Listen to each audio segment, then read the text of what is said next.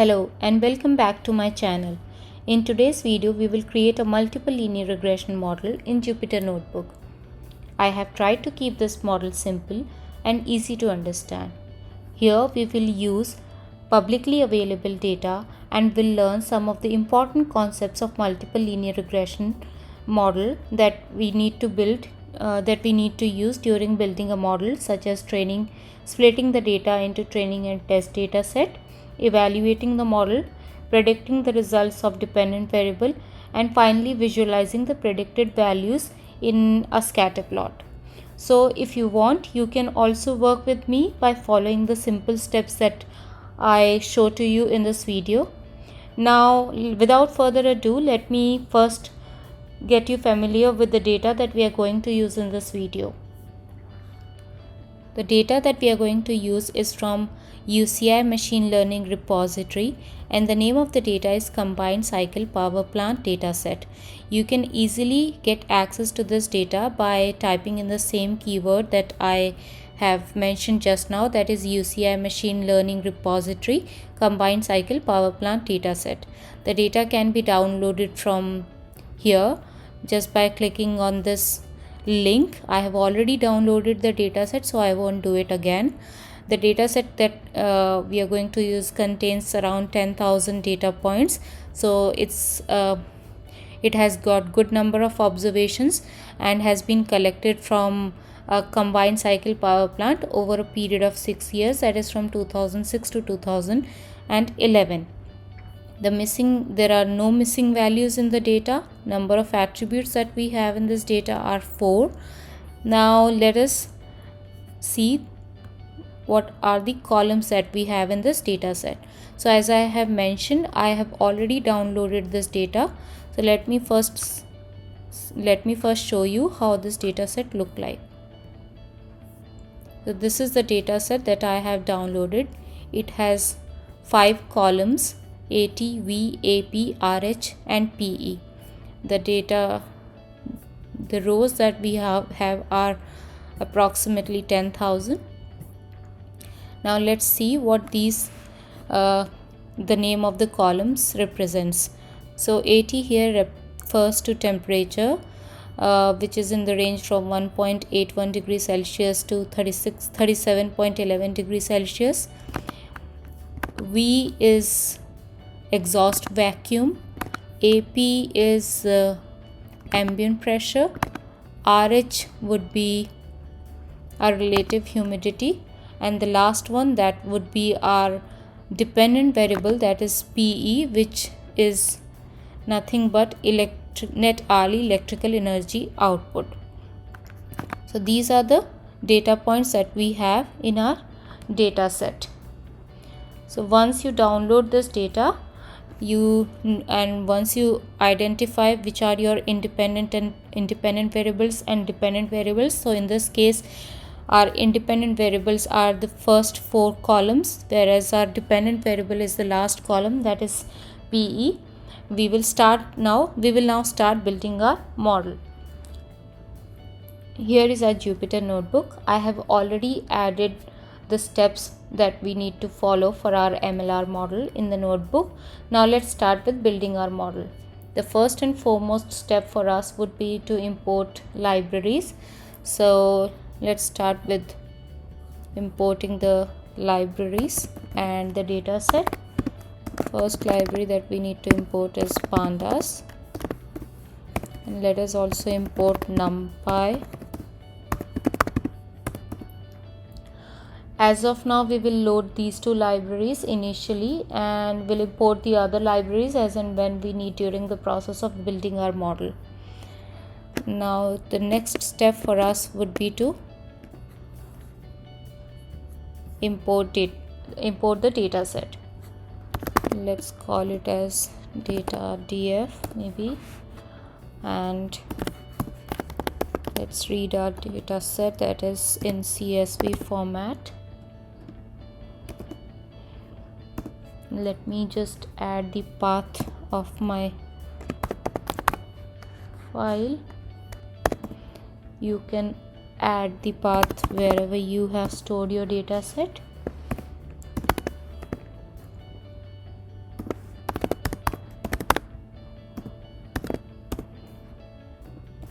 Let me run it. Yes, once our data set is imported and loaded, let's just check if it has been imported properly. So let me just add one more column and call the first 5 columns, first 5 rows of my data set. So to do that, I'll use dot head function. By default it will display the top 5 rows of my data set. As we can see that the data is clearly represented and there is no error, and which means that the data has been imported properly. The next step for us would be to define our x and y, that is our independent and our dependent variable. Let's first define our x variable. The code that we would use to get all the independent variables here, excluding the last column, would be the drop function. So that would be dataset name dot drop. The column that we need to drop is PE. So this PE, and we need to drop the column, so axis is equals to 1, and we need values in our x variable, so dot values. Similarly for y, now in y we just need the last column, that is P, which is our dependent variable. So for that we simply need to add PE in the data set, and that's it. So once we run that, there is no error, which shows that our x and y are defined. Let's just check if all the values are properly added into x and y. To do that, let's print x. So if we check yes for first 4 rows, the results are similar. Again, let's just check for y as well in the similar fashion, and this also shows the results that shows that the values are properly added into y variable. Once we define our x and y variable, that is our dependent and independent variable, the next step that we should follow is split our data set into training and test set. In order to split the data into training and test set, we need to use the function from scikit library. So I have already added that here. So this is the train test split function that we are going to use from scikit-learn, that is Sklearn model selection. Often while building these models, we need to add different functions, and we do not need to remember all these functions and their syntaxes. Instead, we just need to know the library that we need and the model selection that would be suitable for that particular model, and by accessing those libraries we can easily find the syntax for the function that we need to use. So here we are using train, test and split function from scikit library. So we'll just copy that here from scikit library, paste it here, and just make a few changes, which shows from model sklearn.model selection we are importing train test split function. After we import that, we need to put our x and y value variables into this train test split function. So to do that, we will divide our data set into x train, x test, y train, y test from train test split function of x and y. Now once again, if we go to the model, we see that here we can define the test size and the state, random state. So test size would indicate how much percentage do we want to give to our training data set as well as test data set.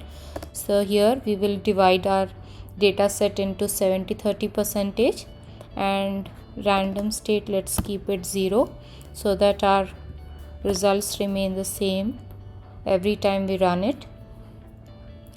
So let's just run it and see if there is no error. Yes, so once we run it successfully, our data has been split into training set and test set. So after splitting the data set into training set and test set, the next step for us is to train the model on the training set. So for that, we again go to scikit library. First, let me just add the cell here, and in the scikit library we will select linear regression function, and from module Sklearn linear model.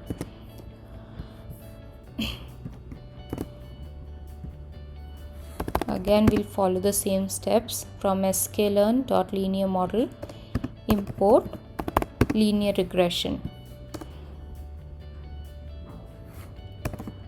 Let's call the linear regression function and fit this model, our x train and y train, into linear regression. After training the model on the training set, the next step for us would be to predict the test set results and see if we are getting the accurate results. So to do that, we will call predict function, and let's store it into ypred equals to ml that we have defined here in our linear regression function, predict function. And what do we want to predict? We want to predict from x test. Let's print the predicted results. These are our predicted results, which here we can just see the top 4 values and the bottom 4 values. In order to see it more clearly, let's take one more step and use the values of our x variable from the first rows of our data set and evaluate how close it is from the actual outcome, that is y. So we will copy the values of our first row and from 4 columns, and let's just see what will be our results. ml.predict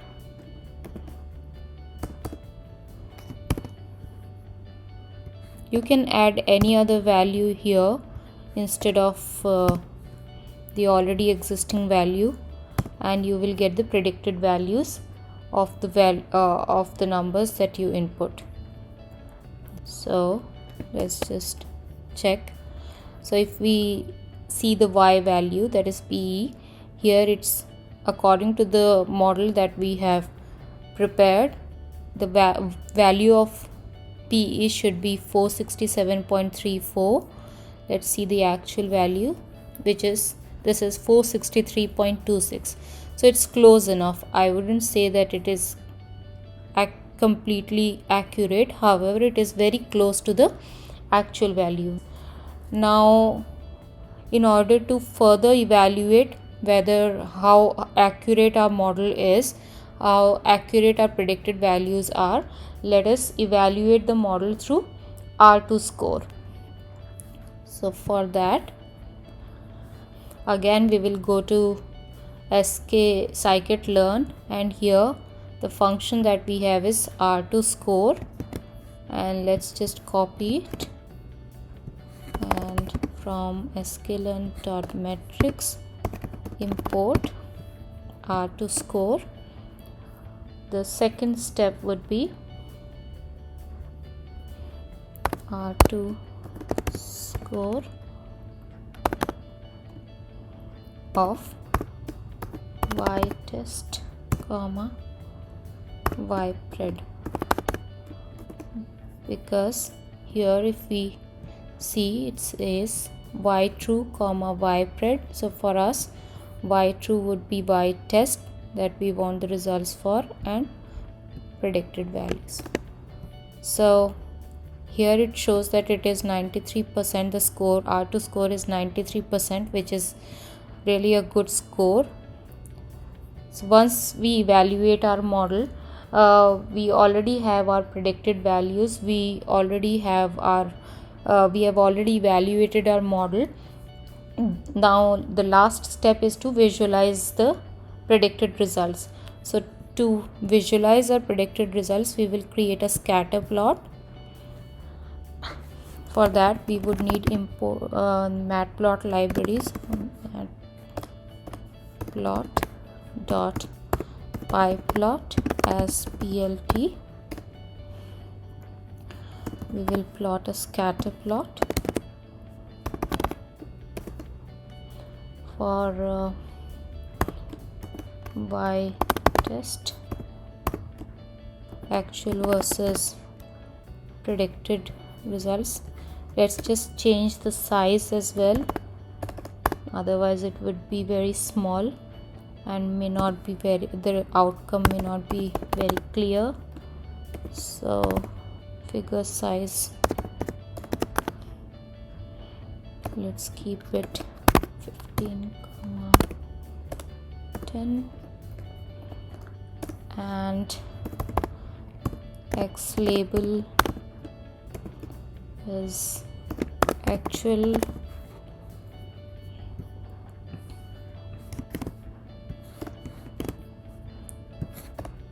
y label would be predicted, and the title is actual versus predicted. Let us see what our results are. We've got an error. Import matplotlib, sorry about that.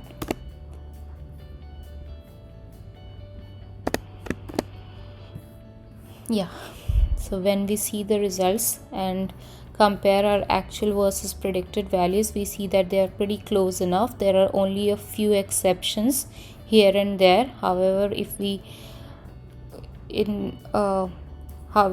look at our model, this gives pretty good predicted values. So let's just go ahead and print the predicted values of our model.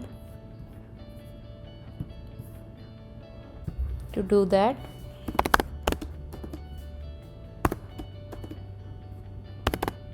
let's put the values in a data frame.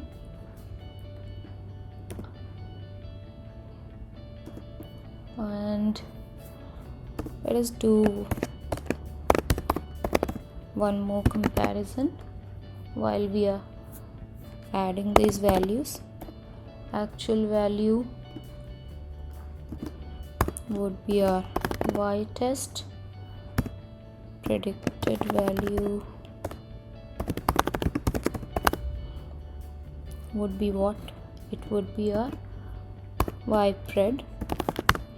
And what do we need to do if we really if we want to find out the difference between actual and predicted?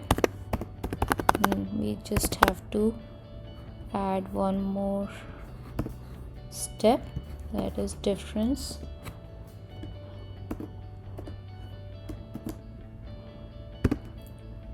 y test minus y pred.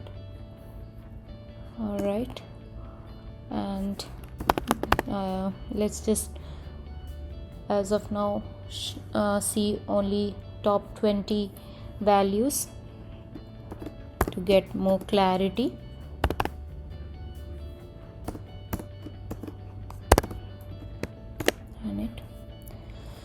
Here it is, our actual value versus our predicted value, and the difference. If we see the difference, there is not much difference. Most of the values are pretty much close. Predicted values are very much close to the predicted to the actual values, and this shows that our model is a strong model. However, there are other ways that through which we can improve our other methods through which we can further improve this model. But in this video we are just covering the multiple linear regression model. So this is how we create our MLR model in Python Jupyter notebook. And if you like this video and would want to see more such videos, please don't forget to hit like and subscribe to my channel, and I will see you in my next video. Thank you.